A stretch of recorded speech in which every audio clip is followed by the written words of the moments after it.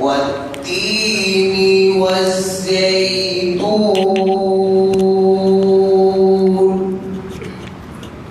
وطور سينين وهذا البلد الأمين لقد خلقنا الإنسان في أحسن تقويم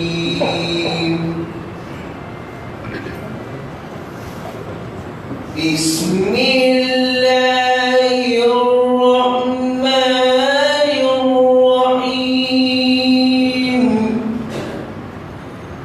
والتين والزيتون وطور سينين وهذا البلد الأمين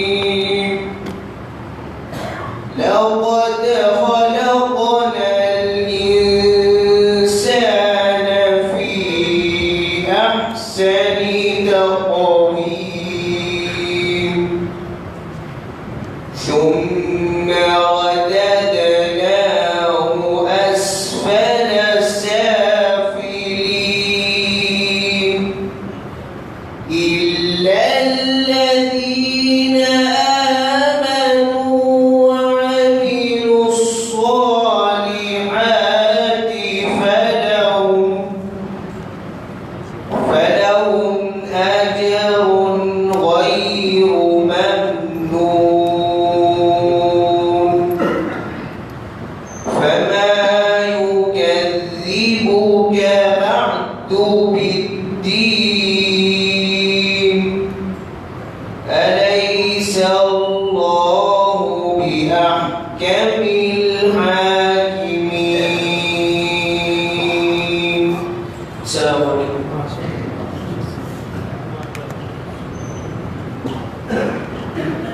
মাশাআল্লাহ, আলহামদুলিল্লাহ, সুন্দর সুন্দর বিসমিল্লাহির রহমানির রহিম আলা যিকরিল্লাহি তাতমাইন্নুল কুলুব। সূরা আর-রাদ। মহান আল্লাহ বলেন, জেনে রাখো আল্লাহর জিকির করেই হৃদয়ে প্রশান্তি লাভ করা যায়। সম্মানিত মুসলিমবৃন্দ, আজকে এই মহতী অনুষ্ঠানের সভাপতিত্ব করবেন মুহাম্মাদিয়া আরাবিয়ার সম্মানিত মুহাদ্দিস এবং বংশাল বড় জামে মসজিদের সম্মানিত ইমাম খতিব শায়েখ আবু হানিফ মাদানী হাফিজাহুল্লাহ। সম্মানিত উপস্থিতি, এখন আল কোরআন ও সুন্নাহর আলোকে আলোচনা নিয়ে আসছেন আমাদের সবার পূর্ব পরিচিত জেনাবু খতিব পেয়ালাওয়ালা জামে মসজিদ ও সহ সাধারণ সম্পাদক বাংলাদেশ জমিয়তে আহলে হাদিসের সম্মানিত শায়েখ এহসানুল্লাহ হাফিজুল্লাহ।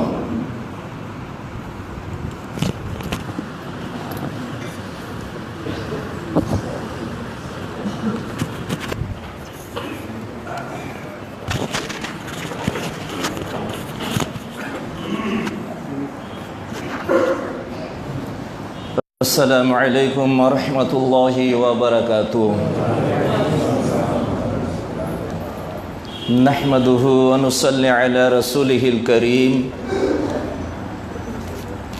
أما بعد فقد قال الله تعالى في كلامه المجيد وفرقانه الحميد: أعوذ بالله من الشيطان الرجيم. بسم الله الرحمن الرحيم. إن الذين يحبون أن تشيع الفاحشة في الذين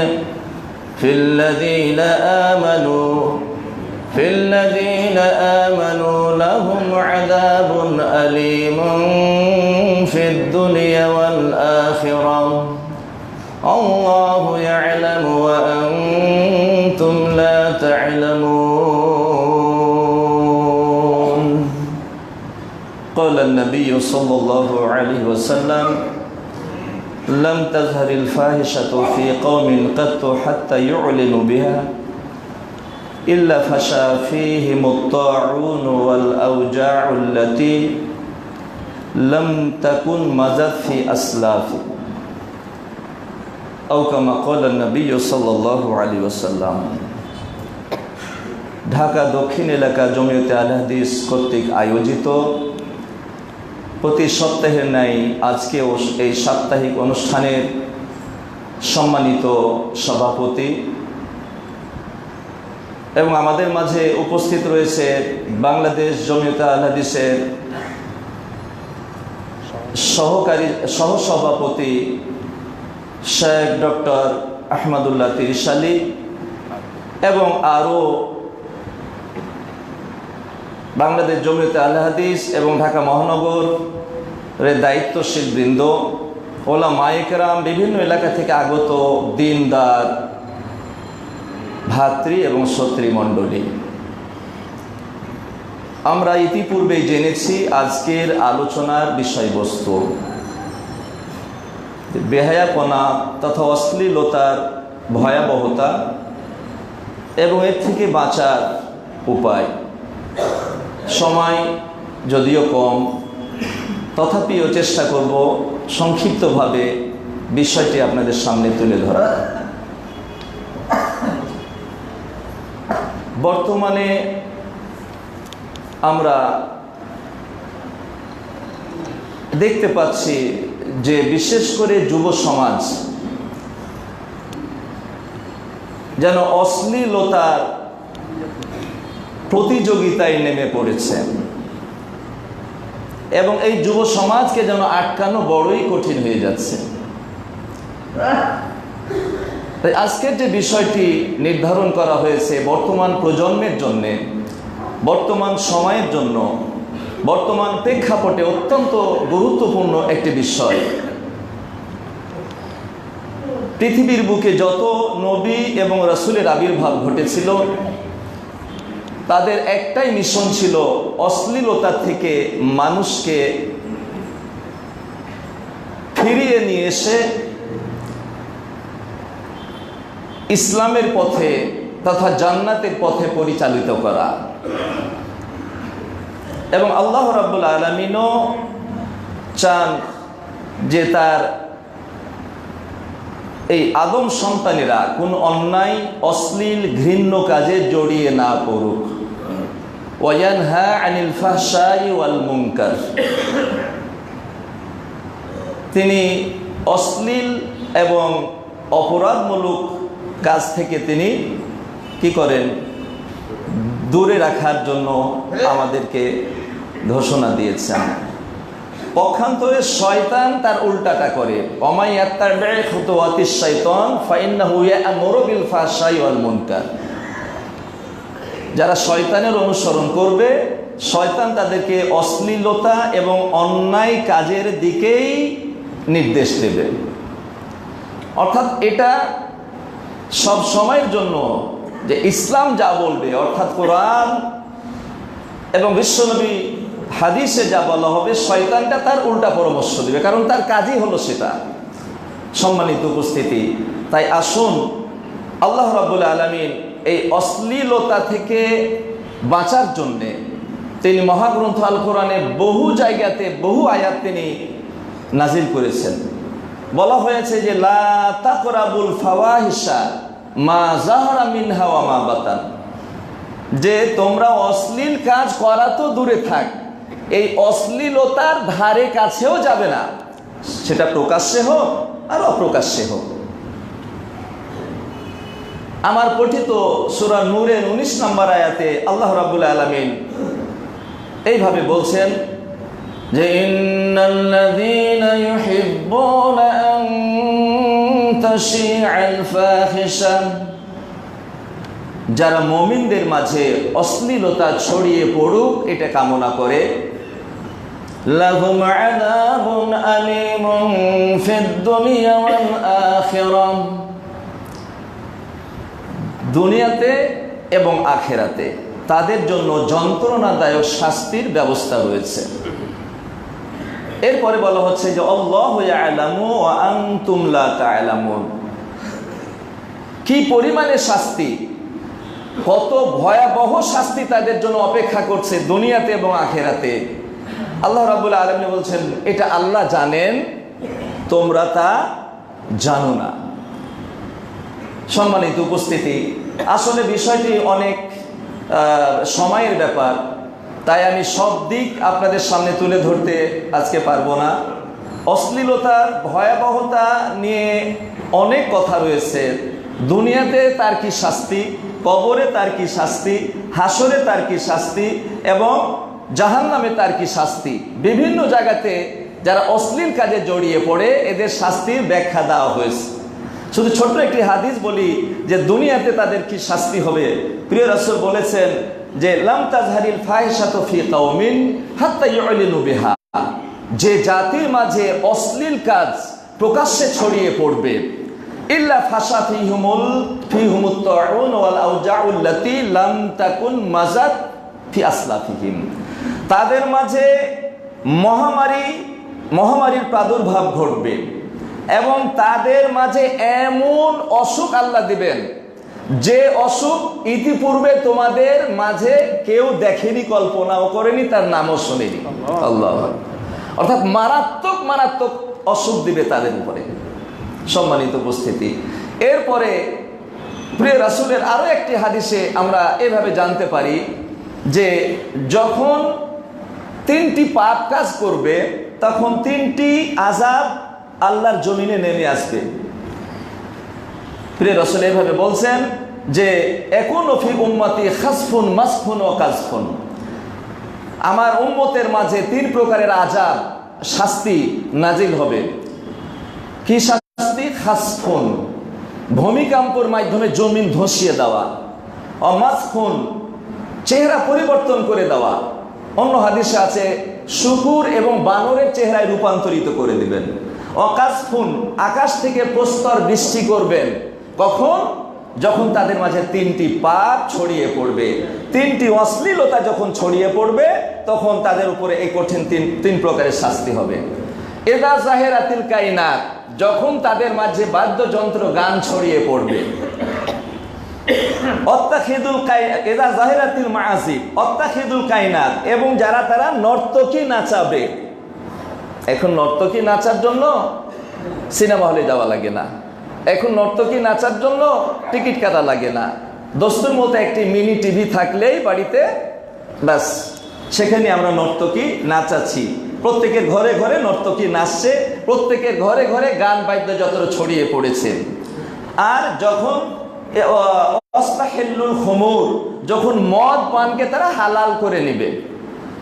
এই তিনটি অপরাধের কোন অপরাধটা বাংলার জমিনে হয় না আপনি চিন্তা করুন। এমন কোনো জায়গা নাই, এমন কোনো ডিস্ট্রিক্ট নাই, এমন কোনো পাড়া নাই, এমন কোনো মহল্লা নাই যেখানে এই তিনটি অপরাধ ছড়িয়ে না আছে। অতএব আমরা আল্লাহর আযাবের, মারাত্মক আযাবের একেবারে মুখাপেক্ষী। সম্মানিত উপস্থিতি, যাই হোক, আসুন এই অশ্লীলতা এর আরবি শব্দ হচ্ছে ফাহিশা। কোরআন মাজিদে এর তিনটি অর্থ আমরা পেয়ে থাকি। একটি অর্থ হচ্ছে যে কোনো অপরাধই হচ্ছে অশ্লীল কাজ, যে কোনো অন্যায় এক একটা অশ্লীল এবং এক একটা শয়তানের টোপ। দুই, জেনাকে অশ্লীলতা বলে, ফাহিশা বলে অর্থ না হয়েছে জেনাকে, লা তাকরাবুজ জিনা ইন্নাহু কানা ফাহিশাতাও ওয়া সাআ সাবিলা। আবার অর্থ নেওয়া হয়েছে সমকামিতা, যে সমকামিতা এতদিন আমরা শুধু এই দূরের রাষ্ট্রগুলা, ইউরোপ, আমেরিকা, ওইসব দেশে আমরা শুনতাম। এখন আপনাদের প্রতিবেশী রাষ্ট্রেও এই সমকামিতা বৈধ ঘোষণা হয়ে গেছে।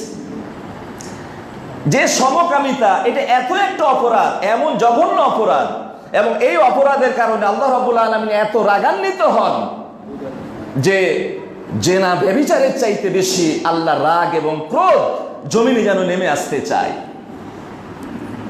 লূত আলাইহিস সালামের সময়ে সর্বপ্রথম এই পাপ সমাজে দেখা দিয়েছিল। লূত আলাইহিস সালামকে জাতিকে বোঝানোর চেষ্টা করেছিলেন যে ইন্নাকুম লা তাতুনাল ফাহিশাতা মা সাবাকাকুম মিন আহাদি মিনাল আলামিন। বলে, হে আমার জাতি, তোমরা এত জঘন্য অপরাধে তোমরা নিমজ্জিত হয়েছো, যে অপরাধ পৃথিবীর ইতিহাসে আর নজির নাই, তোমরাই প্রথম চালু করে দিলে। আল্লাহু আকবার।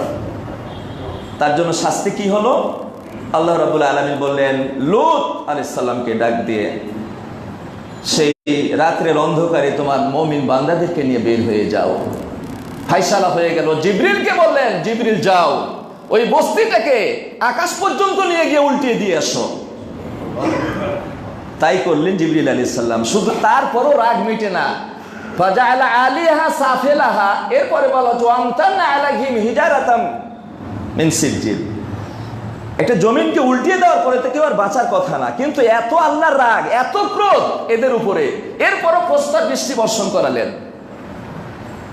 সম্মানিত উপস্থিতি, কথা অনেক, সময় কম, তাই সেদিকে আর যাচ্ছি না। অশ্লীলতার ভয়াবহতা, শুধু দুনিয়ার কিছু কথা বললাম, পরকালের কথা বলার সুযোগ নাই। তবে এর থেকে বাঁচতে হবে আমাকে, আপনাকে, যুব সমাজকে। অশ্লীলতার মহাসমুদ্রে যেন জাতি এখন হাবুডুবু খাচ্ছে। তাই আসুন, অশ্লীলতা থেকে বাঁচার জন্য কিছু পদ্ধতি, কিছু পন্থা, কিছু কোরআন এবং হাদিসকে চয়ন করে কিছু নিয়ম আপনাদের সামনে তুলে ধরা হচ্ছে, যা আমল করলে ইনশাল্লাহ জাতি অশ্লীলতা থেকে বেঁচে থাকতে পারবে। বিশেষ করে আমার যুব সমাজ অশ্লীলতা থেকে বেঁচে থাকতে পারবে। 1 নম্বর, আল ঈমান বিল্লাহ। আল্লাহর প্রতি যদি ঈমান মজবুত থাকে, সে কোনোদিন অশ্লীল কাজে জড়িয়ে পড়তে পারে না। কারণ সে জানে যে আমি যে অশ্লীল কাজটা করব, কোথায় করব, যেখানেই করি, তামাম পৃথিবীর চক্ষুকে ফাঁকি দিতে পারলেও মহান আল্লাহ আরশের মালিককে তো ফাঁকি দেওয়া যাবে না। অতএব এর শাস্তি তো আমাকে পেতে হবে। অতএব আল্লাহর প্রতি যার ঈমান থাকবে, আল্লাহর জমিনে সে অশ্লীল কাজ করতে পারবে না। আল্লাহ রাব্বুল আলামিনের 1 নাম হচ্ছে সামি, তিনি সব শুনেন। 1 নাম বাসির, তিনি সব দেখেন। 1 নাম খাবির, তিনি সব খবর রাখেন। তো যিনি সব দেখেন, সব শুনেন, সব খবর রাখেন, তার সামনে কি অন্যায় কাজ করা যায়? না, যায় না। আমাদের মানুষের সৃষ্টি করা সিসি ক্যামেরা এখন বিভিন্ন ডিপার্টমেন্টাল স্টোরে, বড় বড় জায়গাতে, হোটেলে, ক্লিনিকে, হাসপাতালে ডিপার্টমেন্টাল সিসি ক্যামেরা রয়ে গেছে। অনেক এলাকাতেও সিসি ক্যামেরার আওতায়। তো এই সিসি ক্যামেরা যখন প্রথমে চালু হয়েছিল, তখন এরকম ঘটনা ঘটেছিল সৌদি আরবেও, যে এই ডিপার্টমেন্টাল স্টোরে ঢুকেছে, পকেটে টাকা নেই, দামি দামি জিনিস পকেটে নিয়ে ঢুকায় নিয়েছে, আর সিসি ক্যামেরাতে দেখে ফেলেছে। সেই যখন বের হবে, পুলিশ রেডি ছিল, হাতে হ্যান্ডকাপ দিয়ে একবারে থানায় পাঠিয়ে দেওয়া হয়েছে। এখন আর এই বোকামি কেউ করে না যে পকেটে টাকা নাই তো আমি কিছু জিনিস ঢুকাইনি, কারণ জানি সিসি ক্যামেরাতে সবকিছু রেকর্ড হচ্ছে, বাঁচার কোনো উপায় নাই। এই মানুষের তৈরি করা সিসি ক্যামেরার থেকে যদি বাঁচার উপায় না থাকে, মানুষের তৈরি করা সিসি ক্যামেরার কারণে যদি অন্যায় করার সুযোগ না থাকে, দেখেন একটা ক্লিনিকে একজন ডাক্তারের সাথে একজন নার্স দিতে হবে, মহিলা নার্স, একই ঘরে তাদের থাকতে হবে, না তো নাইট ডিউটি করতে পারবে না। এরপরও তারা কোনো সময়তে অন্যায় কাজ করার চিন্তা করতে পারে না, কারণ তারা যদি চিন্তা করে আর একটু এদিক ওদিক হাত বাড়ায়, তাহলে সিসি ক্যামেরাতে ধরা পড়বে, চাকরি যাবে, মান যাবে, ইজ্জত যাবে, সব শেষ হয়ে যাবে। অতএব এই কাজ করা যাবে না। তো সিসি ক্যামেরার কারণে যদি মানুষ অপরাধ না করতে পারে, আল্লাহ রাব্বুল আলামিন আপনার 2 কাঁধে 2 জন ফেরেশতা, তারা সিসি ক্যামেরা নিয়ে যে রেকর্ড করছে। আপনি কিভাবে অন্যায় করবেন, কোথায় অন্যায় করবেন, সেই জায়গাতেই যে সিসি ক্যামেরা আল্লাহ রাব্বুল আলামিনের চলে যাবে। অতএব আল্লাহর প্রতি যদি ঈমান থাকে, তাহলে তার দ্বারা থেকে অন্যায় কাজ করা আর সম্ভব না। অমায়ুমিন বিল্লাহ ইয়াহদি কালবা, যে আল্লাহকে বিশ্বাস করবে, আল্লাহর প্রতি ঈমান আনবে, তার অন্তরকে আল্লাহ কি করবেন? সঠিক পথ দেখাবেন। মানুষ পাপ করার আগে তার অন্তর বিনষ্ট হয়ে যায়। অন্তর খারাপ হলে তার হাত খারাপ দিকে যাবে, তার চোখ খারাপ দিকে যাবে, তার মুখ খারাপ দিকে যাবে, তার প্রত্যেক কাজটাই খারাপ দিকে চলে যাবে। প্রিয় রাসূলুল্লাহ বলেছেন যে মানুষের শরীরের মধ্যে এমন একটা টুকরো রয়েছে, যে টুকরোটা যদি খারাপ হয়ে যায়, তাহলে তার গোটা বডিটাই খারাপ হয়ে যায়। আলা ওয়াহিয়াল কালব। তাই আসুন, প্রথম বিষয় হচ্ছে যে আল্লাহর প্রতি ঈমান। আল্লাহর প্রতি যার ঈমান থাকবে সে আল্লাহর জমিনে কোনো দিন পাপ কাজ করতে পারবে না। 2 আল ঈমান বিল আখিরা, পরকালের প্রতি যার ঈমান থাকবে অনুরূপভাবে সেও আল্লাহর জমিনে কাজ করতে পারবে না। যে বিশ্বাস করবে যে আমার জীবনের প্রত্যেকটা অংশের, প্রত্যেকটা কাজের, প্রত্যেকটা কথার জবাবদিহি আল্লাহর কাঠগড়াতে গিয়ে করতে হবে, মানুষের কাঠগড়াতে নাই। এবং আমার জীবনের আমল হিসাব নিকাশের পরে হয় আমাকে জান্নাতে অথবা আমাকে জাহান্নামে যেতে হবে। যার চিন্তা এটা আছে যে আমার জীবনের সমস্ত কাজ নিয়ন্ত্রণ করছে আল্লাহ রাব্বুল আলামিন এবং পরকালে আর আমার জবাবদিহি করতে হবে, সে কোনোদিন কি আর অন্যায় কাজ করতে পারে? পরকালের আলোচনার মধ্যে জান্নাত, পরকালের আলোচনার মধ্যে জাহান্নাম, পরকালের আলোচনার মধ্যে হাসর ময়দান, পরকালের আলোচনার মধ্যে মিজান, পুলসিরাত, সব কিছু এর মধ্যে রয়েছে অনেক কথা। এবং বিশ্বনবী মুহাম্মদ সাল্লাল্লাহু আলাইহি সাল্লাম দুনিয়াতে কি পাপ করলে আখিরাতে তার কি শাস্তি হবে বুখারী শরীফের হাদিসে বলে দিয়েছেন, সামরা বিন জুনদুবের হাদিস। এটা কবরে কি শাস্তি হবে আপনারা জানেন, অনেকে শুনেছেন যে যারা মিথ্যা কথা বলবে কবরের জগতে তার চোয়ালকে ফেলে দেওয়া হবে। যে সালাত ঠিক মতো আদায় করবে না তাকে পাথর মেরে তার মাথা চূর্ণ বিচূর্ণ করে দেওয়া হবে। বা যে কোরআন পড়বে না এবং আমল করবে না বড় পাথর দিয়ে তার মাথাকে চূর্ণ বিচূর্ণ করা হবে। যে সুদ খাবে সে রক্ত এবং পুজের পুষ্কনিতে হাবুডুবু খাবে। যে জেনা এবং ব্যভিচার করবে তাকে আগুনে বয়েল করা হবে, নারী এবং পুরুষকে একত্রিত করে। এটা সব বলে দিয়েছেন সম্মানিত উপস্থিতি। তাই 2 নম্বর পরকালের উপরে যে বিশ্বাস রাখবে সে কোনোদিন আল্লাহর জমিনে অশ্লীল কাজে জড়াতে পারে না। 3 তাকওয়াল্লাহ, আল্লাহর ভয় যার অন্তরে থাকবে সেও কোনোদিন তার অন্যায় কাজ করতে পারবে না। আল্লাহর ভয়, ওয়াকিউন, সে বেঁচে থাকবে। যত বড়ই সে সুযোগ পাক না কেন, যত বড়ই সে চান্স তার মেরে যাক না কেন, যদি আল্লাহর ভয় তার অন্তরে থাকে সে কোনোদিনই পাপ কাজ করতে পারবে না।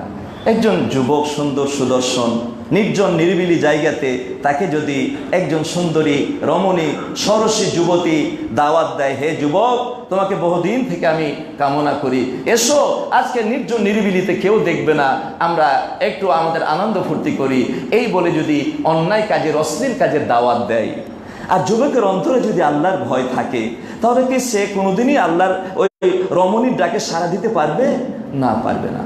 বলবে, হতভাগিনী তুমি বলো নির্জন নিরিবিলি কেউ দেখবে না, যিনি দেখবার তিনি তো সব কিছু দেখেন।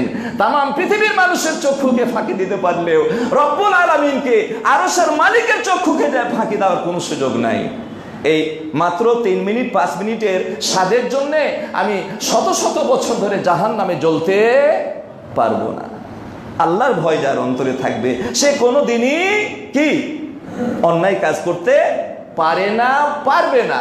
আল্লাহর ভয়, এবং আল্লাহর ভয় যার অন্তরে থাকবে তার জন্য আল্লাহ রাব্বুল আলামিন সব ব্যবস্থা করে দিবেন, তার জন্য সব ব্যবস্থা করে দিবেন। এক যুবক আল্লাহ রাসূলের কাছে এসে বলতেছেন, ইদাল্লি বিজ্জিনা, ইয়া রাসূলুল্লাহ আপনি আমাকে জেনা ব্যভিচার করার পারমিশন দিন। নাউযুবিল্লাহ, একটা বেমৌকা কথা। সাহাবায়ে কেরাম সেখানে বসা, তো সাহাবায়ে কেরাম এই কথা শুনে, বেমৌকা কথা শুনে বলতে, এই মা এই থামো থামো, কি বলছো? প্রিয় রাসূল সাহাবায়ে কেরামকে বললেন, তোমরা উত্তেজিত হও না, থামো। ওয়াউদুনু লাহু, তুমি ওই ছেলেটাকে আমার কাছে নিয়ে আসো। ফাদানা লাহু, এবার ছেলেটি যুবক রাসূলের পাশে একেবারে কাছাকাছি বসলেন। প্রিয় রাসূল বললেন, হে যুবক তোমাকে আমি কিছু প্রশ্ন করি, তুমি উত্তর দাও। তুমি যে কাজের জন্য অনুমতি চাচ্ছ, তুহিব্বুকা লি উম্মিক, তো এই কাজ তোমার মায়ের সাথে কেউ করুক এটা কি তুমি চাও? তখন ছেলেটি চিৎকার দিয়ে বলেছে, লা ওয়াল্লাহি ইয়া রাসূলুল্লাহ ফিদাকা আবি ওয়া উম্মি, বলছে না ইয়া রাসূলুল্লাহ এটা আমি মেনে নিতেই পারি না, আমার মায়ের সামনে আমার চোখের সামনে অন্যায় কাজ করবে এটা আমি কোনোদিনই মেনে নিতে পারি না। আচ্ছা, তাহলে কোন লোকই তুমি যার সঙ্গে ওই অন্যায়টা করবা সেও এরকম কারো তো মা, সেও কোনোদিন চাইবে না যে তার মার সাথে এই অন্যায়টা হোক। আচ্ছা, তুমি কি চাও তোমার মেয়ের সাথে এই কাজটা হোক? একই কথা বললেন। তুমি কি চাও যে তোমার বোনের সাথে এই কাজ হোক? তিনি একই কথা বললেন, যুবক একই কথা বললো। আবার বললেন তোমার ফুপুর সাথে, তোমার খালার সাথে এই অপরাধটা কেউ করুক, তুমি কি চাও? সে বলল, আল্লাহ, আল্লাহ কসম ইয়া রাসূলুল্লাহ, এই অন্যায়টা আমার কারোর সাথে হোক এটা আমি চাই না, এটা আমি মেনে নিতেই পারি না। প্রিয় রাসূল বললেন, তেমনই ভাবে কেউ তার মায়ের সাথে, তার বোনের সঙ্গে, তার মেয়ের সাথে, তার ফুফু এবং খালার সঙ্গে এইরকম একটা অপরাধ করুক, পৃথিবীর কেউ মেনে নিতে পারে না। এরপরে প্রিয় রাসূল তার কাঁধের উপর হাতটা রাখলেন। হাত রাখার পরে দোয়া করলেন, আল্লাহুম্মা আল্লাহুম্মা মাগফির যামবা, হে আল্লাহ এই যুবকের অপরাধ তুমি ক্ষমা করে দাও। ও তাইহির কালবা, এবং তার অন্তরটাকে তুমি পবিত্র করে দাও। ওয়া হাসিন ফারজা, এবং তার লজ্জা স্থানকে তুমি হেফাজত করো। প্রিয় রাসূলের দোয়া, এটা কি বিফলে যায়? রাবি বলছেন এরপরে ওই যুবক মৃত্যু পর্যন্ত কোন নারীর দিকে ফিরেও কোনোদিন চাইনি। রে যুবক, তোমার পথেও দুটি পথ, একটি জান্নাতের পথ, একটি জাহান্নামের পথ। শয়তান চাইবে তোমাকে অশ্লীল পথে জড়িয়ে তোমাকে জাহান্নামে নিয়ে যেতে। দুটি পথ, তুমি কোন পথ গ্রহণ করবে? তোমার শরীরে রক্ত আছে আবু বকরের, তোমার শরীরে রক্ত আছে ওমর ফারুকের, তোমার শরীরে রক্ত আছে আলী রাদিয়াল্লাহু তাআলা আনহুর, তোমার শরীরে রক্ত আছে খালিদ বিন ওলীদের।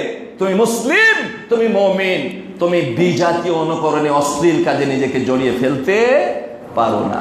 সম্মানিত উপস্থিতি, তাই তাকওয়া একটা মানুষকে ভালো করে দিতে পারে। আপনি মানুষকে পিটিয়ে ভালো করতে পারবেন না, মানুষকে পিটিয়ে ভালো করতে পারবেন না। না, পুলিশের পিটানি, র্যাবের পিটুনি দিয়ে আপনি ভালো করতে পারবেন না। হ্যাঁ, ভালো করতে পারবেন রবের ভয় দিয়ে। রবের ভয় যদি অন্তরের মধ্যে তৈরি হয়ে যায় তাহলে ও ভালো হয়ে যাবে। তার জন্য আপনার আর ওয়াজ নসিহতের কোনোই প্রয়োজন পড়বে না। সম্মানিত উপস্থিতি, তাহলে 3 নম্বর বিষয় হচ্ছে তাকওয়াল্লাহ, অপরাধ থেকে বাঁচার বিষয়। 4 নম্বর হচ্ছে হিজাব। 4 নম্বর হচ্ছে হিজাব। হিজাবের ওয়াজ আর চলে না। হিজাবের ওয়াজ যতই হয়, বেপরদাগি আরো ততই সমাজে ছড়িয়ে পড়ছে, এবং হিজাব যারা মানে তারাও এখন হিজাবকে গ্রহণ করছে একটা ফ্যাশন হিসাবে। সবকিছুই যেন ফ্যাশনেবল হয়ে গেছে এখন। সম্মানিত উপস্থিতি, হিজাব কেন এই বিধানটা? এই বিধানটা হচ্ছে যালিকুম আজকা লাহুম। আল্লাহ রাব্বুল আলামিন মুমিনদেরকে বলছেন তোমার চক্ষুকে অবনমিত করে রাখো। এটা করলে হবে কি যে যালিকা আজকা লাহুম, এই পদ্ধতিটা হচ্ছে তোমাদের জন্য একটা পবিত্রতম পদ্ধতি। তোমার পরিবেশকে তুমি পবিত্র রাখতে পারবা, তোমার মনকে তুমি পবিত্র রাখতে পারবা, তোমার সংসার, ঘর সংসারকে পবিত্র রাখতে পারবে তুমি। আর অন্য আয়াতে বলছেন যে তোমরা যখন ওই নারীদের কাছে কিছু চাইবে, ফাসআলুহুন্না মিন ওয়ারাই হিজাব, পর্দার আড়াল থেকে চাও। কেন? যালিকুম আতহারু লিকুলুবিকুম ওয়া কুলুবিহিন্না, বলছে এই পর্দার আড়াল থেকে চাইলে তোমাদের অন্তরের পবিত্রতা আর তাদের অন্তরের পবিত্রতা এটা প্রতিষ্ঠিত হবে। আর অন্তর যদি পবিত্র হয়ে যায় তাকে আল্লাহর জমিন আর অন্যায় করার কোনো সুযোগ তার জন্য থাকে না। আল্লাহু আকবার। সম্মানিত উপস্থিতি, তাই পর্দা আপনাকে মেনে চলতে হবে। পর্দার যদি আপনি আমি মেনে চলতে পারি তাহলে সমাজে যত রকমের নারী ঘটিত কাজ হচ্ছে, যত রকমের অন্যায় অপরাধগুলো হচ্ছে, সবের মূল কারণ হচ্ছে বেপর্দা। এই পর্দা নিয়ে কথা বললে তো একটা লম্বা সময় কথা বলা দরকার, কিন্তু সেই সুযোগ তো আর নেই। দেখুন, যত রকমের নারী ঘটিত কাজ কোন পর্দানসীন নারীর জন্য এটা হচ্ছে না। কাদের উপরে হয়? বেপর্দা মহিলাদের উপর হয়। ইফটিজিং বলেন, ধর্ষণ বলেন, ছিনতাই বলেন, যত রকমের খারাপি সবকিছু হচ্ছে বেপর্দা নারীদের জন্যে। একজন পর্দানসীন নারীকে একটা দুষ্ট চরিত্রের যুবকও তাকে আপা বলে ডাকে অথবা খালাম্মা বলে ডাকে। আল্লাহু আকবার। কেন? আল্লাহর পর্দা হিজাবকে সে পালন করে। সে নিজে যদিও লম্পট না, তার চরিত্র বলে কিছু নাই, কিন্তু একজন বোরকা পরিহিত নারীকে, একজন মহিলাকে সে সম্মান করে খালাম্মা বলে ডাকে, মানে মা বানায় দিল, মায়ের আসনে বসায় দিল। আল্লাহর বিধান মানলে আসলে এইরকমই হয়। আমি দেখেছি আমার জীবন দিয়ে, যখন আমি যুবক মানুষ দাড়ি বের হয়েছে, তখনই আমার চাইতে বড় বয়সের গুলা দাড়ির কারণে আমাকে আঙ্কেল বলে ডাকে। এটা দাড়ির সম্মান, আঙ্কেল বলে ডাকে। আর দাড়ি যখন পাকা শুরু হলো তখন দাদা বলে ডাকে, মানে বাপের বাপ বলে ডাকে। সম্মান কার? এই দাড়ির সম্মান। আমার চাইতে বেশি বয়সের মানুষরাও আঙ্কেল আর দাদা বলে, নানা বলে ডাকা শুরু করে দিয়েছে। সম্মানিত উপস্থিতি, আল্লাহর বিধান আপনি যেখানে মানবেন, পালন করবেন, আল্লাহ রাব্বুল আলামিনের রহমত নাজিল হবে, পরিবেশ সুন্দর হয়ে যাবে।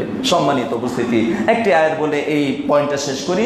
তাই তো আল্লাহ রাব্বুল আলামিন বিশ্বনবী মুহাম্মদ সাল্লাল্লাহু আলাইহি সাল্লামকে ডাক দিয়ে বলছেন, ইয়া আইয়ুহান নবী কুল লিআজওয়াজিকা ওয়া বানাতিকা ওয়া নিসাইল মুমিনিন ইউদনিনা আলাইহিন্না মিন জালাবিবিহিন্না। হে নবী, তুমি তোমার স্ত্রীগণকে বলে দাও, তুমি তোমার মেয়েদেরকে বলে দাও। 3 নম্বরে গিয়ে বলছে মুসলিম নারীদেরকে বলো তারা যেন একটি বড় চাদর দিয়ে মাথা থেকে নিচে একেবারে ঝুলিয়ে দেয়। যালিকা আদনা আইউরাফনা, এটা যদি করে তাহলে মানুষ জানতে পারবে যে সম্ভ্রান্ত পরিবারের মহিলা, ভালো পরিবারের মহিলা।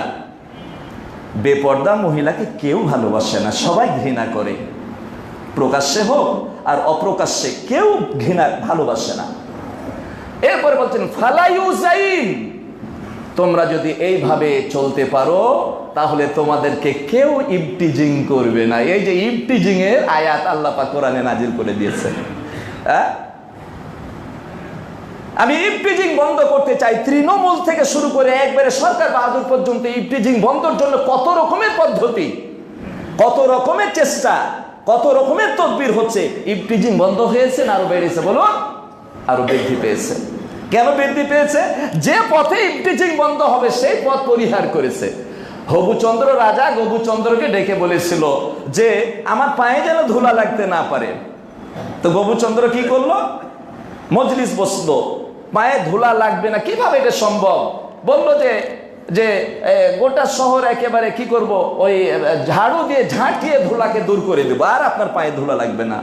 হ্যাঁ, খুবই ভালো পদ্ধতি, তাই করা হলো। দেখা গেল আরো গোটা শহর ধুলিময় হয়ে গেল। বলে না, হলো না, এটাতে ফায়দা হলো না, কি করতে হবে? আবার পরামর্শ বসতো। আবার বলা হলো যে গোটা শহরকে ধুয়ে পানি দিয়ে একবারে ধুলা কাদা একেবারে ধুলা দূর করে দিব, তাই করা হলো। দেখা গেল পুরা শহর কেদময় হয়ে গেল। তো আবার পরামর্শ সভা বসতো। একজন ব্যক্তি বলতেছে, মহারাজ জাহাপনা, আমার মাথায় একটা বুদ্ধি আসে। বলে কি সেটা?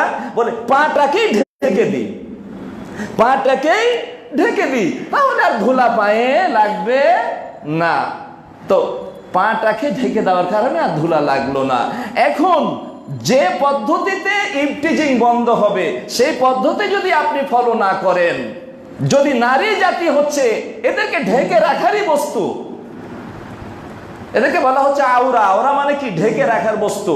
একজন নারী যখন বাইরে খোলামেলা বের হয়ে যায়, যখন প্যাকেট থেকে বের হতে চায়, ইস্তাশরাফাহা শাইতান, শয়তান তাকে মনোমুগ্ধ করে দেখায় মানুষের সামনে। শয়তান বল উস্কিয়ে দেয় যে এর সঙ্গে তোমরা ইফটিজিং করো, এর সঙ্গে খারাপ আচরণ করো। সম্মানিত উপস্থিতি, তাই আসুন, কথা হচ্ছে যে হিজাব, আমরা যদি হিজাব ঠিক মতো পালন করি তাহলে ইনশাল্লাহ আর অন্যায় কাজ যেটা হচ্ছে নারী ঘটিত যত রকমের অশ্লীলতা একটিও হবে না ইনশাআল্লাহ। 5 নম্বর হচ্ছে নারী পুরুষের অবাধ মেলামেশা, স্কুল, কলেজ, ভার্সিটি। আজকে দেখতে পাচ্ছি নারী পুরুষের অবাধ মেলামেশার প্রতিযোগিতা চলছে। ইসলাম শুধু শান্তির ধর্ম নয়, ইসলাম শুধু শান্তি প্রতিষ্ঠিত করতে চায় না, অশান্তি সৃষ্টিকারীর বিষয়গুলোকেও তুলে তুলে ধরেছে ইসলাম। নারী পুরুষের একটি পরস্পর আকর্ষণ, এটা সৃষ্টিকর্তার সৃষ্টি করে দেওয়া। অতএব এরা যদি উভয়ে এক জায়গাতে হয়, বিস্ফোরণ ঘটবে। তাই তো প্রিয় রাসূল মসজিদ থেকে বের হওয়ার সময়তে একদিন তিনি দেখলেন যে পুরুষেরা নারীদের সঙ্গে একবারে ফাখতালাতিন রিজালু মা'আন নিসা, নামাজ সালাত আদায় করে বের হচ্ছে। আপনাদের এখানে নারী পুরুষ এক জায়গাতে সালাত আদায় করে জুমার দিন ধরে নেন, তো নারীরাও বের হচ্ছে, পুরুষরাও বের হচ্ছে, একেবারে কি হয়েছে, একাকার হয়ে গেছে। প্রিয় রাসূল যখন দেখলেন তখন বললেন, ইয়া আইয়ুহান নিসা, হে নারী জাতি, ইস্তাখিরনা, তোমরা একটু পিছনে সরে যাও।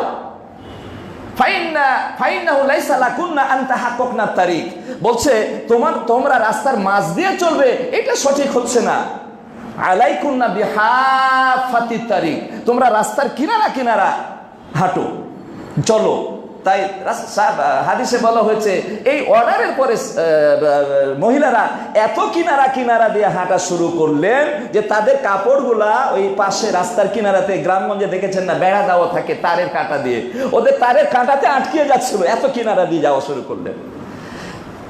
এরপরে বলা হচ্ছে যে খায়রু সুফুফুর রিজালে আউয়ালুহা, বলছে যে নামাজের সময়তে পুরুষদের জন্য উত্তম কাতার হচ্ছে প্রথম কাতার, ও সাররোহা আখেরোহা, আর শেষের কাতার হচ্ছে কি খারাপ কাতার, অনুত্তম।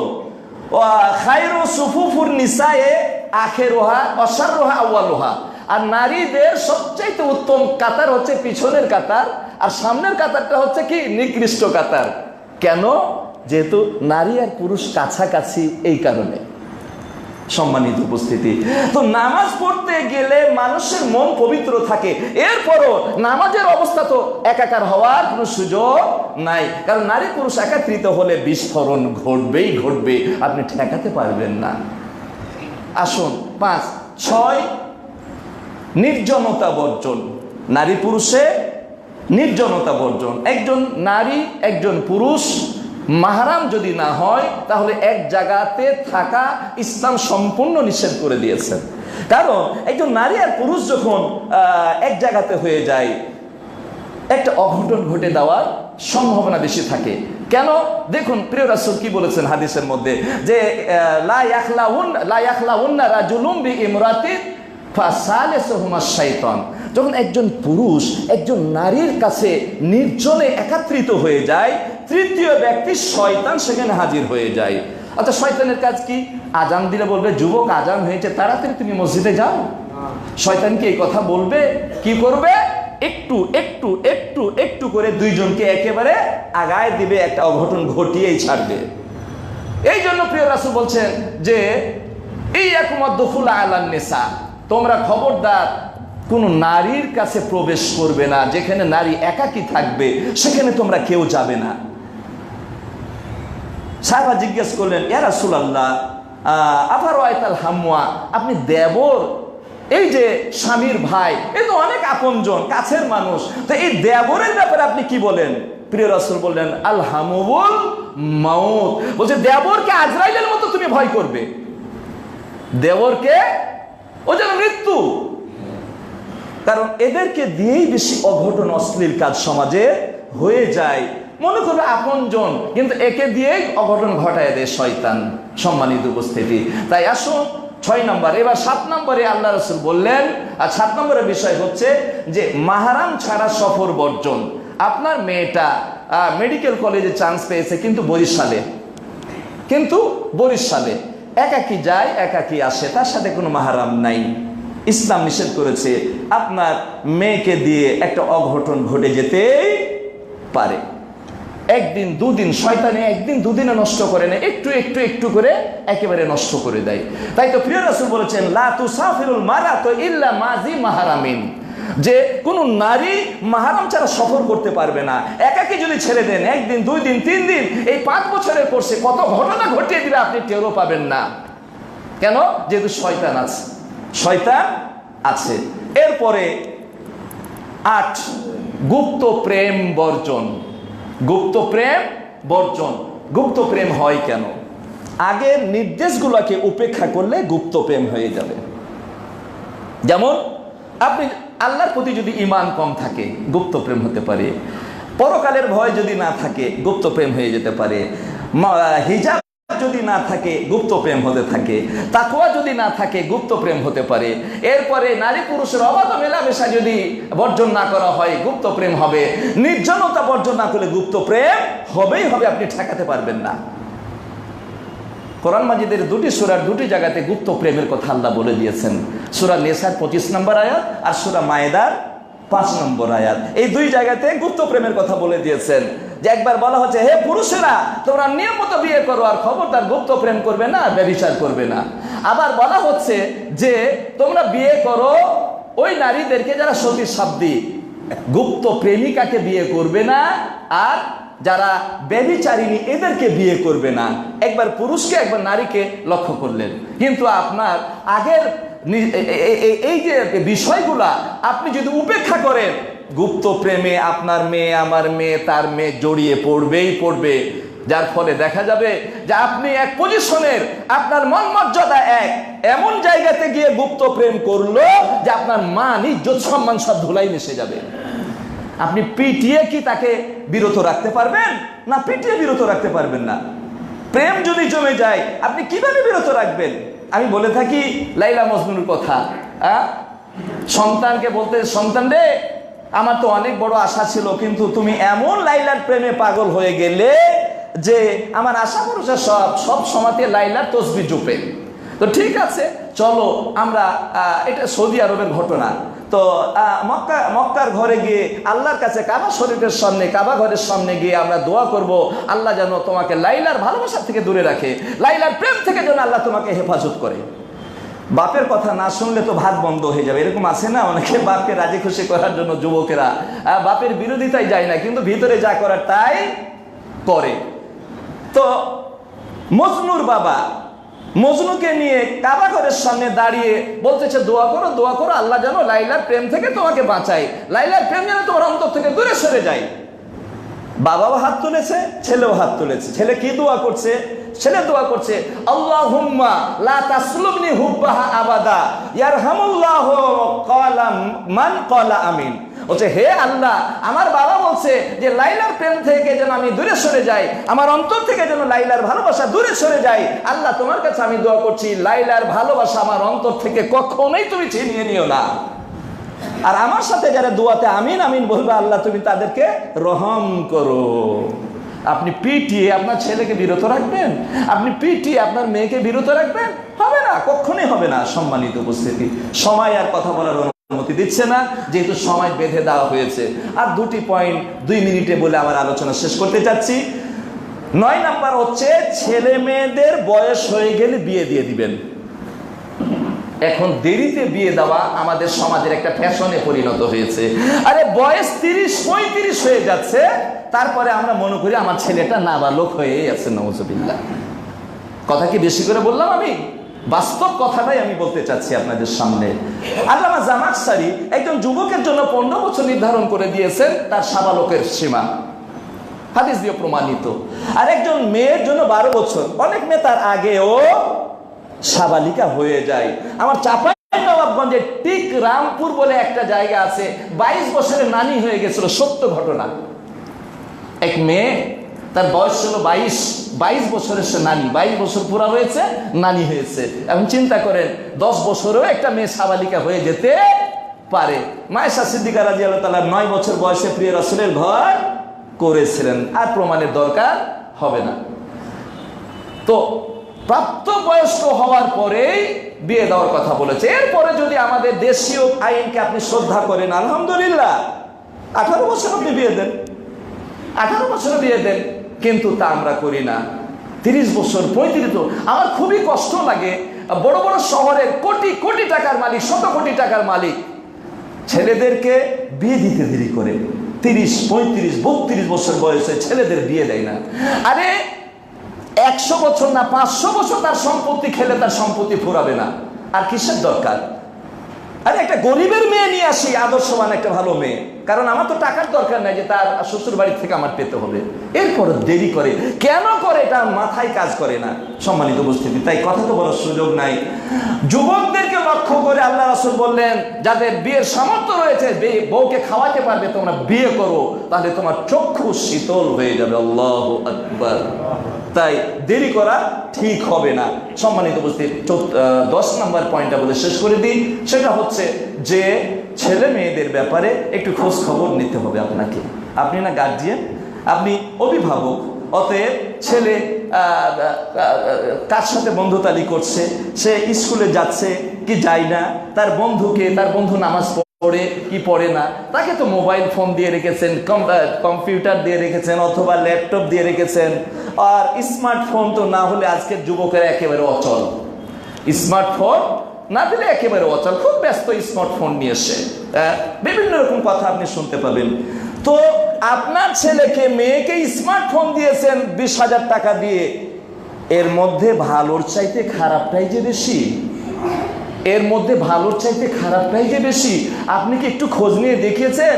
মা তোমাকে তো একটা ফোন দিয়েছি, একটু দেখি তো তোমার ফোনটা, একটা কল করার ওসিলাই নিয়ে নেবেন। আপনার মেয়েকে যদি কেউ ফোন দেয়, তার নাম কানিস ফাতেমা, ঠিক আছে, রহিমা বেগম, ঠিক আছে, কিন্তু আব্দুল জলিল নামে যদি কেউ ফোন দেয়, তখন কি মনে করবেন আপনি? অনুরূপভাবে আপনার ছেলেকে স্মার্টফোন দিয়েছে, আপনার ছেলের স্মার্টফোনে মেমোরি কার্ডে কি আছে না আছে একটু কি ট্রাই করে দেখেছেন? ওই একটা স্মার্টফোনে আপনার ছেলে এবং মেয়ের জীবনটাকে ধ্বংস যে করে দিচ্ছে, আপনি কি খবর রাখেন? অতএব আসুন শেষ পর্যায়ে একটি হাদিস বলে দিই, আপনার সন্তানকে মানুষ করার দায়িত্ব আপনার, এটা আপনার একটা দায়িত্ব। প্রিয় রাসূল বলেছেন যে মা মিন আবদিন ইয়াস্তাইহিল্লাহু রাইয়া, যে কোনো ব্যক্তিকে আল্লাহ যখন তাকে কোনো দায়িত্ব দিবে, ইয়ামুতু ইয়াউমা ইয়ামুতু ওয়া হুয়া গাশুন আন দাইয়াতিহি, কিন্তু সে এমন অবস্থায় মৃত্যুবরণ করলো যে তার দায়িত্ব পালন করলো না। হারামাল্লাহু আলাইহিল জান্নাহ, তার জন্য জান্নাত হারাম। আপনার সন্তানকে যদি আপনি ঠিক মতো মানুষ না করেন, আপনার মেয়েকে যদি আপনি পর্দানসীন করে না তোলেন, তাহলে আপনার আমার জন্য জান্নাত যে হারাম হয়ে যাবে। সম্মানিত উপস্থিতি, তাই আসুন, আজকে সমাজটা বড়ই, আমরা তো মুসলিম, আমরা তো একটা চক্রান্তের শিকার। ইসলামের শত্রুরা যারা, ওই ইহুদি খ্রিস্টান যারা রয়েছে, এরা মুমিনদের চরিত্রকে নষ্ট করার জন্য সংস্কৃতির নামে অপসংস্কৃতি দিয়ে মুমিনদের চরিত্র ধ্বংস করে দিতে চায়। তাই জাতিকে বাঁচাতে হবে, যুবকদেরকে বাঁচাতে হবে। আর বাঁচতে চাইলে, বাঁচাতে চাইলে, এই যে বিষয় বললাম 10টি, এই 10টি বিষয়কে যদি আমরা একটু গবেষণা করি, ইনশাল্লাহ অশ্লীলতা থেকে আমার সন্তান, আপনার সন্তান, আপনার মেয়ে, আমার মেয়ে বাঁচতে পারবে ইনশাল্লাহ। আল্লাহ রাব্বুল আলামিন সকলকে তৌফিক দান করুন, আমরা বলি আমিন। আয়োজনে যারা সময় দিয়েছে, শ্রম দিয়েছে, সকলকে ধন্যবাদ। এবং যারা আপনারা আজকের আলোচনা শুনলেন, ঢাকা মহানগরের পক্ষ থেকে, এলাকা জমিয়তের পক্ষ থেকে সকলকে আপনাদের ধন্যবাদ, মোবারকবাদ। আল্লাহ রাব্বুল আলামিন আমাদের এই আলোচনা শুনে আমল করার তৌফিক দান করেন, আমিন। আখিরু দাওয়ানা আলহামদুলিল্লাহি রাব্বিল আলামিন। আসসালামু আলাইকুম ওয়া রাহমাতুল্লাহি ওয়া বারাকাতুহু।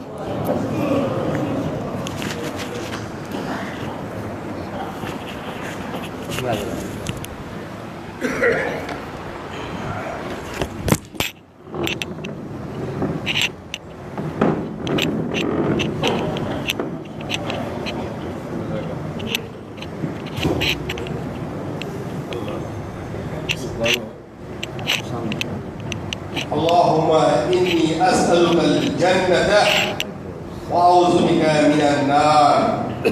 يا الله, আমি আপনার কাছে জান্নাত চাই এবং জাহান্নাম থেকে আপনার কাছে আশ্রয় চাই। সম্মানিত উপস্থিতি, আজকের আলোচক যেভাবে সুন্দর জীবন যাপন করার জন্য আমাদের সামনে ব্যাখ্যা দিলেন, ইনশাআল্লাহ আমরা সবাই সেভাবেই আমাদের জীবনকে গড়ব। এই ওয়াদা আমাদের আজকে সবাইকে করতে হবে। সম্মানিত উপস্থিতি, এখন আমাদের মাঝে আলোচনা নিয়ে আসছেন ঢাকা দক্ষিণ এলাকার সম্মানিত সভাপতি হাফেজ মোহাম্মদ সেলিম ভাই।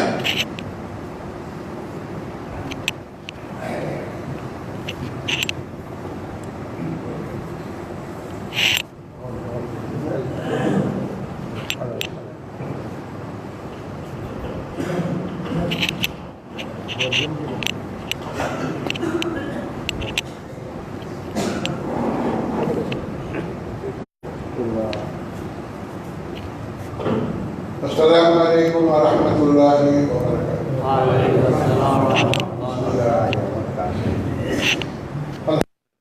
رب العالمين والصلاة والسلام على رسوله الكريم وعلى آله وأصحابه أجمعين.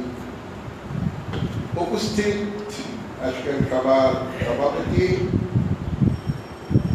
ওলামা একরাম, মুরব্বীগণ ও ঢাকা মহানগর নেতৃত্ব এবং উপস্থিত আমার এই মহল্লার বিভিন্ন মহল্লা থেকে আগত দিনী ভাই, আলহামদুলিল্লাহ আল্লাহর অশেষ মেহেরবানি যে আমরা প্রতি সাপ্তাহিক প্রতি রবিবারের মতো এই রবিবারেও বংশাল বড় জামে মসজিদে আমাদের সাপ্তাহিক ধারাবাহিক অনুষ্ঠানটি আল্লাহ রাব্বুল আলামিন সুন্দর ও সফলভাবে করার তৌফিক দিলেন।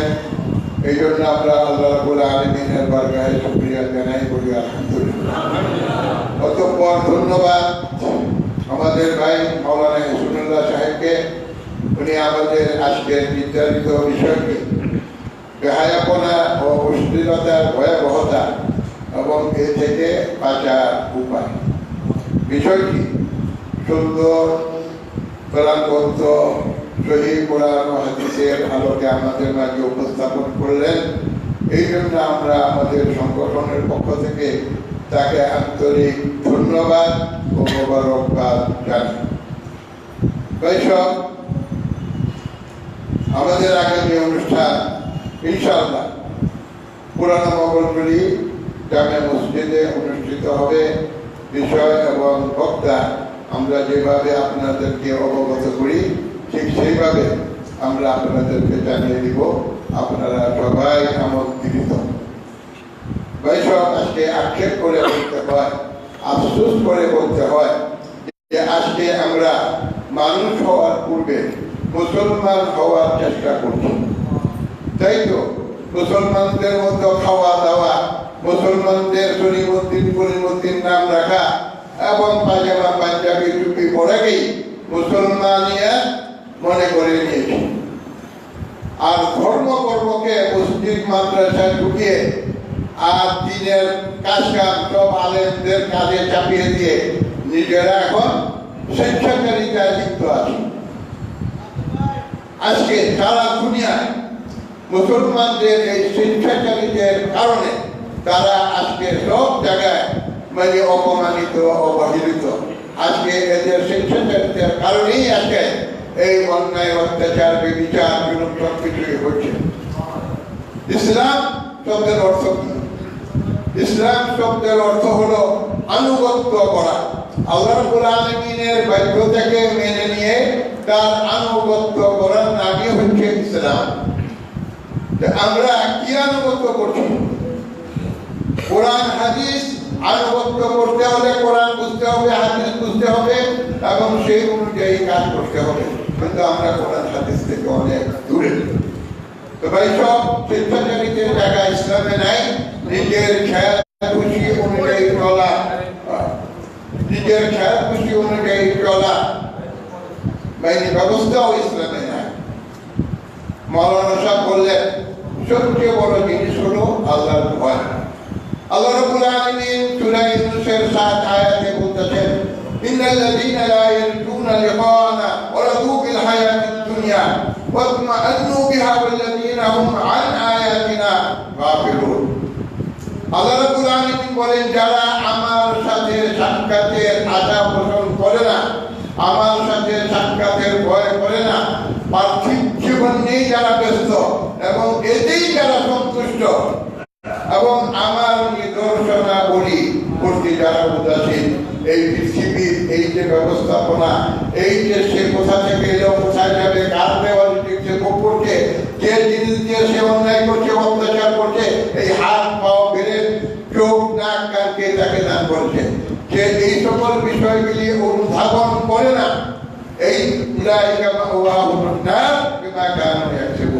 তাদের এই চিন্তা চেতনার জন্য, তাদের এই কর্মের জন্য তাদের জায়গা হবে কি আগুন জাহান্নাম।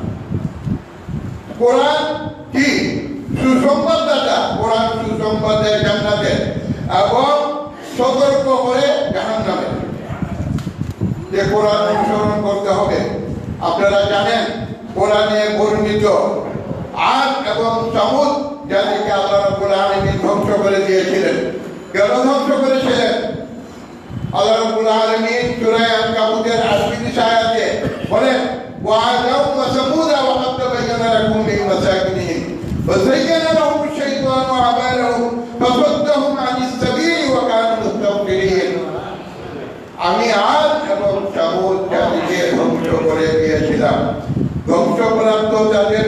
ওইগুলি তোমাদের জন্য সুস্পষ্ট নিদর্শন। তাদেরকে কেন ধ্বংস করেছিলাম?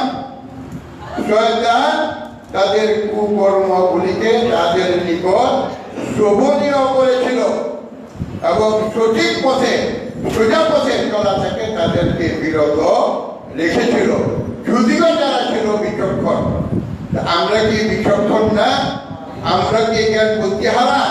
আমরা যে আজকে কর্ম করতেছি, যা ইচ্ছা তাই করতেছি, স্বেচ্ছাচারিতা লিপ্ত আছি, চাই না হলেও তো করতেছি, না না যে না করতেছি, সবই জানি, সবই বুঝি, এরপর আমরা এই কাজগুলি করছি। আল্লাহ রাব্বুল আলামিন আমাদেরকে কোরআনে জানিয়ে দিলেন যে আমি এদেরকে ধ্বংস করছি। তাদের শয়তানের ওয়াসওয়াসা যারা কুকর্ম করতো, চাই না মনে করতো, আমরাও তো চাই যে আল্লাহ রাব্বুল আলামিনকে আমাদেরকে শাস্তি দিতে পারেন না, 100 বার পারেন। তাই আমাদেরকে কোরআন অনুসরণ করতে হবে, সাবধান হতে হবে, সতর্ক হতে হবে। আল্লাহ রাব্বুল আলামিন সূরা আনকাবুতের 45 আয়াতে বলেন, উতলু মা উহিয়া ইলাইকা মিনাল কিতাব ওয়া আকিমিস সালাহ ইন্নাস সালাতা তানহা আনিল ফাহশাই ওয়াল মুনকার ওয়া লাযিকরুল্লাহি আকবার আল্লাহু ইয়ালামু মা তাসনাউন।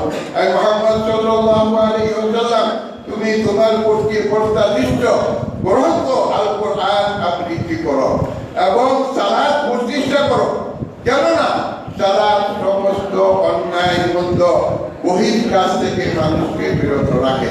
আর বলে যিকরুল্লাহি আকবার, সবচেয়ে বড় জিকির কি? সর্বদা আল্লাহ রাব্বুল আলামিনের স্মরণ। যে কোনো অন্যায় কাজ করতে গিয়ে আল্লাহকে ভয় করতে হবে, যে কোনো ভালো কাজ করতে গিয়ে ভালো কাজ করে শুধুমাত্র কেবলমাত্র আল্লাহ রাব্বুল আলামিনের সন্তুষ্টির চিন্তা করতে হবে। এটি হলো মূল বিষয়। ভাই সব, এক আনসারী যুবক আল্লাহর নবীর পিছনে সদা সর্বদা 5 ওয়াক্ত নামাজ পড়তো। সাহাবার আর ওই যুবকটি ও সব রকম অন্যায় কাজ করতো। সাহাবারা জানালো যে হুজুর, আল্লাহ নবীকে বললে যে এই ছেলে নামাজ পড়ে আপনার পিছনে ঠিকই, কিন্তু অন্যায় কাজ সবই করে। আল্লাহ নবী বললেন এই নামাজই তাকে সমস্ত অন্যায় কাজ থেকে বিরত রাখবে। এক পর্যায়ে দেখা গেল সেই ছেলে সমস্ত অন্যায় কাজ ছেড়ে দিয়ে সম্মানিত সাহাবাদের অন্তর্ভুক্ত হয়েছিলেন। আমরা তো আমাদের নামাজ আমাদেরকে অন্যায় কাজ থেকে বিরত রাখে না, বিরত করে না। কেননা আমাদের মূল মেসেজ যেটা নিয়ত, সেটি নষ্ট হয়ে গেছে। আমরা এখন স্বার্থবাদী, স্বার্থের জন্য সব কিছুই করতে পারি, ঘুষ খেতে পারি, সুদ খেতে পারি, জিনামি বিচার করতে পারি, অন্যায় করতে পারি, মেকানিজম কলা কৌশল করে পয়সা কামাই করতে পারি। এই হলো স্বেচ্ছাচারিতা। তো ভাই সব, আমরা আশা করব আমরা এই যে ব্যবস্থা আমার নসিহতের, এই যে সাপ্তাহিক একটা অনুষ্ঠান বিষয়ভিত্তিক, এর মধ্যে শিকার আছে, বোঝার আছে, অতঃপর মূল বিষয় হলো আমল করার আছে। যদি আমল না করি তাহলে শোনা বিফল, সব কিছুই বিফল। কাজেই ঈমান এবং আমল এই দুটো ঠিক রাখতে হবে। আল্লাযীনা আমানু, মজবুত ঈমান রাখতে হবে, ওয়া কানু ইয়াত্তাকুন, এবং সাবধানতা অবলম্বন করে চলতে হবে। আল্লাহ রাব্বুল আলামিন আমাদের ঈমানকে মজবুত করে দিন, আর আমরা যাতে সাবধানতা অবলম্বন করে সমস্ত অন্যায় মুশকিলতা বহির মন্দ কাজ থেকে বেঁচে থাকতে পারি। আল্লাহ রাব্বুল আলামিন আমাদেরকে সেই তৌফিক দান করুন। আমিন। ওয়া আখিরু দাওয়ানা আলহামদুলিল্লাহি রাব্বিল আলামিন। আসসালামু আলাইকুম ওয়া রাহমাতুল্লাহ।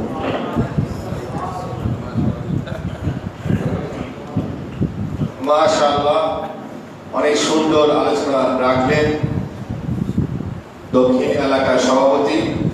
সম্মানিত উপস্থিতি, আপনারা কেউ অবস্থান থেকে উঠবেন না, গুরুত্বপূর্ণ কিছু আলোচনা আছে। এখন আলোচনা নিয়ে আসছেন বাংলাদেশ জমিয়তে আহলে হাদিসের সম্মানিত সহসভাপতি ডক্টর শাইখ আহমদুল্লাহ তিনশালী হাফেজাহুল্লাহ। ফালিয়াতাফাদ্দাল মাশকুরা।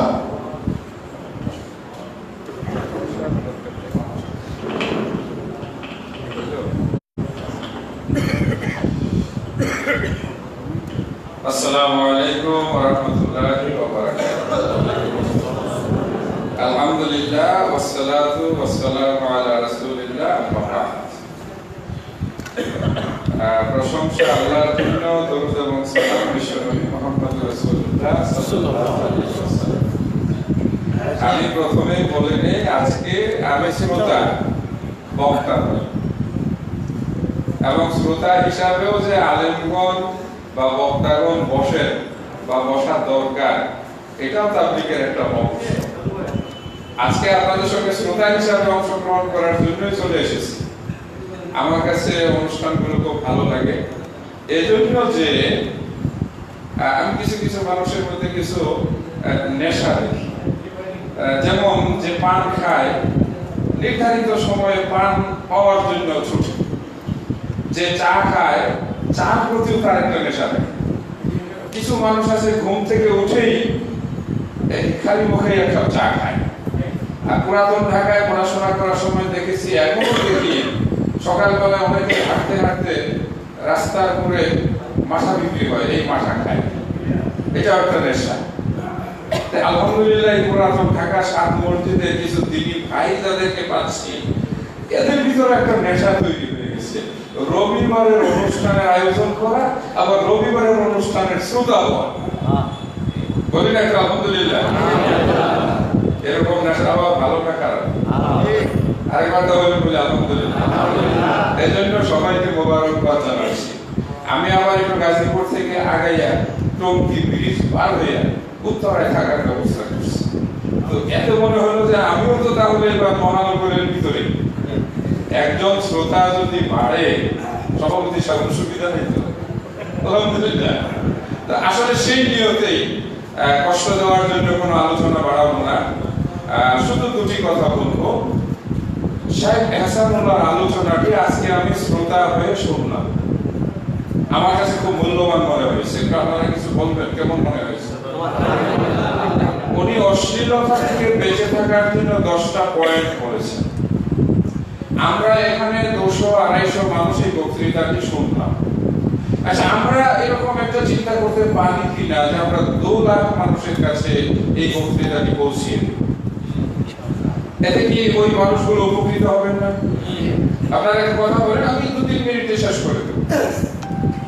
যদি আপনাদের মনে এই প্রশ্ন আসে যে আমরা যে মূল্যবান কথাগুলো শুনলাম, তো আমাদেরও তো একটা দায়িত্ব আছে আল্লাহর বান্দা হিসাবে, আল্লাহর এই কথাগুলো, এই দাওয়াতকে আমরা তাবলীগের মাধ্যমে পৌঁছাইয়া দিই।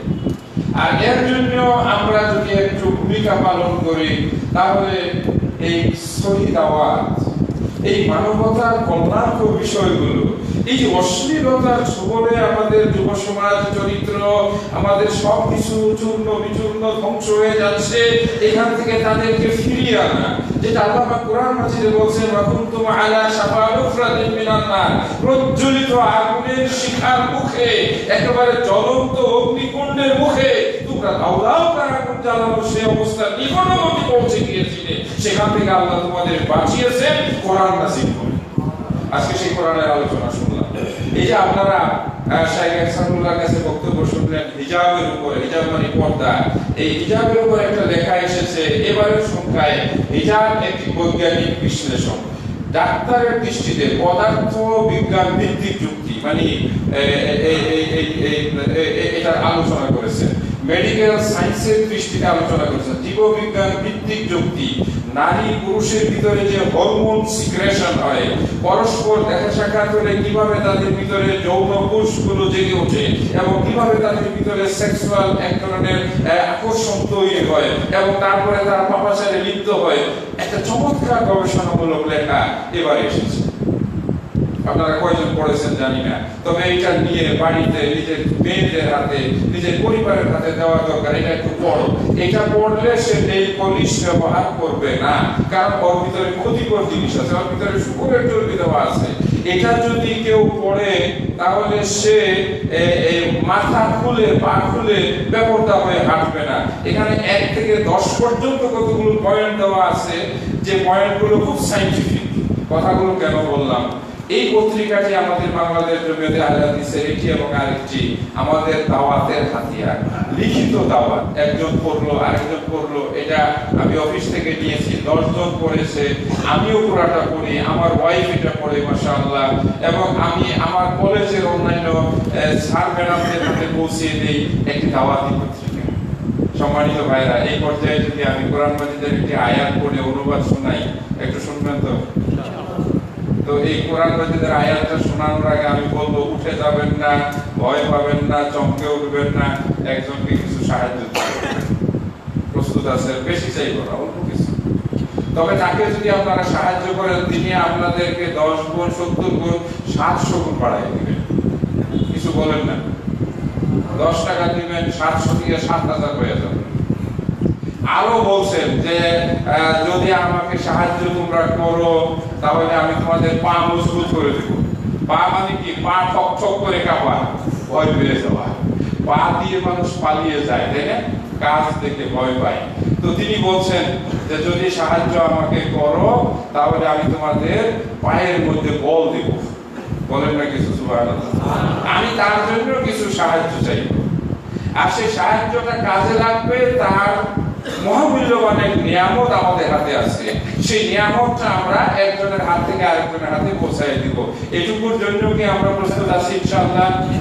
একটা কথা বলেন, প্রস্তুত আছি? যদি বলেন না তাহলে দিব না কিছু, আমিও চাবো না। শ্রোতা হিসাবে আসছি, শ্রোতা হিসাবে কথা শেষ, নাকি বলেন? তো আল্লাহ বলেন, ইয়া আইয়ুহাল্লাযীনা আমানু, যারা ওয়াজ শুনলা, আমারে বিশ্বাস করো, ইন তানসুরুল্লাহ, যদি আল্লাহর সাহায্য দাও, ইয়ানসুরুকুম, তিনি তোমাদেরকে সাহায্য করবেন। কিছু বলেন? এবং তোমাদের পা ওয়াইসাব্বিত আকদামাকুম, দাঁড়িয়ে থাকা, অটল থাকা, ব্যবসা বাণিজ্যে, তোমার জীবনে, যৌবনে, তোমার সকল ক্ষেত্রে তোমার ভিতরে আল্লাহ পাক এমন একটা শক্তি দান করবেন, যে শক্তির কারণে তোমাকে কেউ পরাস্ত করতে পারবে না। এই পত্রিকা দুটির মধ্যে আমি আজকে বক্তৃতাটিকে শেখ আহসানুল্লাহকে বলবো, তিনি 4-5 পৃষ্ঠার মধ্যে লিখে আমাদের হাতে দেবেন, আর সেটি আমরা আরাফাত এবং আমাদের তরজমানুল হাদিসে দেব। সারা বাংলাদেশ নয়, ইনশাআল্লাহ আগামীকাল রাত্রে এরকম সময় এয়ারপোর্ট থাকবো। এই পত্রিকা নিয়ে আমি প্রথমে মালয়েশিয়া যাব, তারপরে চীন হয়ে 4 দিন আমি দক্ষিণ কোরিয়ায় থাকবো। 5টা মসজিদে ইনশাআল্লাহ আমি বয়ান রাখবো, সেখানে ওটা পৌঁছায় দেব। আপনাদের মাত্র 20, 50, 100, 500 টাকার বিনিময়ে পত্রিকাটি পৌঁছবে পৃথিবীর ঘরে ঘরে বাংলা ভাষাভাষীদের কাছে। এইটুকু সহযোগিতা, আল্লাহ দ্বীনের দাওয়াতের কাজে আল্লাহকে সাহায্য করা। কার সম্পদ দিয়ে করবো আল্লাহকে সাহায্য? সম্পদটা আল্লাহ। আবার আল্লাহ বলছে আমি তোমাকে রিটার্ন দেব। বিশ্বাস আছে না নাই? আলহামদুলিল্লাহ, আমি নাজিরাবাজার মসজিদে একটু ডাক দিয়েছিলাম, আমাদের ফান্ডের দরকার তাবলীগের জন্য। আর আমার আজকে উপস্থিতিটার একটা গুরুত্বপূর্ণ কারণ আছে। প্রতিটি অনুষ্ঠানে থাকার চেষ্টা করব, কারণ আমাদের এই যে মাশাআল্লাহ মহানগরের সভাপতি, ঢাকা দক্ষিণের সভাপতি, আমাদের জমিয়তের নেতৃবৃন্দ, আমার আব্বার নামে এবং উত্তরাধিকার সূত্রে, যেহেতু আমার আব্বাকে সবাই ছিলেন, মাওলানা আব্দুল সাত্তার ফিশারি ওয়াইজ ছিলেন, মোবাল্লিগ ছিলেন, ওই হিসাবে জমিয়তের তাবলীগের দায়িত্বটা আমার কাছে দেখাশোনার জন্য সাপোর্ট করেছে। এই অধিকারেও কিন্তু আমি উপস্থিত, আর সেই দাবিতেই আমি আল্লাহর পক্ষ থেকে তার দ্বীনের কোরআন মাজিদ এবং এই ধরনের গবেষণামূলক বিজ্ঞান ভিত্তিক আলোচনা লেখাগুলো এবং এই দুটো পত্রিকার তত্ত্বাবধান করার জন্য গতকালকের মিটিং এ আমার উপর দায়িত্ব দেওয়া হয়েছে। আর সেজন্য আপনাদের কাছে যাকাত দিয়ে নয়, মানুষের দাঁড়ে দাঁড়িয়ে দিয়ে নয়, আমরা যারা আল্লাহকে ভালোবাসি, আল্লাহর দ্বীনকে ভালোবাসি, এই দ্বীনের দাওয়াতের এই পত্রিকাটি পৌঁছে দেওয়ার জন্য আমি 3 শ্রেণীর গ্রাহকের আহ্বান জানিয়েছিলাম। যারা 1 নম্বরে হলেন আল্লাহকে সাহায্য করিয়া, অর্থাৎ আল্লাহর দ্বীনের সাহায্য করি, ওই আল মুআবিনু লিদাওয়াতিল্লাহ, এরা 5000 থেকে সর্বোচ্চ 1,05,00,000 দেন। আলহামদুলিল্লাহ, আমরা দুনিয়াতে তাদেরকে সম্মান দিতে পারবো না, তবে সাপোর্ট করবো আল্লাহর কাছে যে আল্লাহ তোমার দ্বীনের দাওয়াত পৌঁছানোর জন্য, এই জিহাদে অংশগ্রহণ করার জন্য তারা এটা সমর্থন করেছিলেন। নাজিরাবাজারে 10 জন চেয়েছিলাম, আমরা বেশি পেয়ে গিয়েছিলাম। আর বংশাল তো হলো মাশাআল্লাহ আমাদের প্রাণ কেন্দ্র, এখানে আমি সংখ্যা উল্লেখ করে বলবো না, 5000 সর্বনিম্ন, সর্বোচ্চ যে ইনশাআল্লাহ এই মুহূর্তে দিতে হবে তা নয়, তবে একটু সাহস করে যে আমি আল্লাহর দ্বীনের দাওয়াতি কাজে আল্লাহকে সাহায্যকারী, মানে কি আল্লাহর দ্বীনের দাওয়াতের কাজে আমি একজন সাহায্যকারী হিসেবে দাঁড়িয়ে গেলাম। বাকিটা আল্লাহ আপনার দায়িত্ব নিয়ে নিলেন যে তিনি আপনাকে সাহায্য করবেন, আপনার পায়ে শক্তি বাড়িয়ে দিবেন, আপনার ভিতরে দৃঢ়তা দান করবেন, আপনার সাহস বাড়িয়ে দিবেন ইনশাআল্লাহ। তো 2 মিনিট মাত্র 60 সেকেন্ড করে 120 সেকেন্ড একটু চট করে দেখে দিতে ভাই বলেন তো, আল্লাহর এই কোরআনের দাওয়াত পৌঁছে দেওয়ার জন্য আমি 5000 টাকা দিয়ে শরীক থাকবো। আর সাধারণ হিসাবে যারা সহযোগিতাকারী, আল্লাহর দ্বীনের দাওয়াতের প্রচারকারী, তারা 1000 টাকা, 1000 থেকে 4000, তার নিচে 10, 20, 50 টাকা। এই ছাত্র বয়সের যারা আছেন যাবেন, কেউ রুমালটা খালি হাতে দিবেন না। 110 টাকা, 20 টাকা, 500 টাকা, 50 টাকা, যাই কিছু দিয়ে আয় আল্লাহ আজকের বক্তৃতাটা যেন বাংলাদেশের ঘরে ঘরে পৌঁছায়, এই জন্য আমি তোমার দিনের দাওয়াতি কাজে আমার হাত বাড়িয়ে দিলাম। এই যে ছাত্র একটু উঠেন, এই যে ছাত্র ওই পাশ থেকে একটা রুমাল নিয়ে সকলের কাছে। আর আমার কিন্তু সেখানে একটা পদ্ধতি আছে, এই যার কাছে যাইবা কিছু না নিয়ে জায়গা ছাড়বো না। এদিকে হ্যাঁ মাশাআল্লাহ সুন্দর কোরআন তেলাওয়াত করেছে, একটু সবার কাছে যাবে।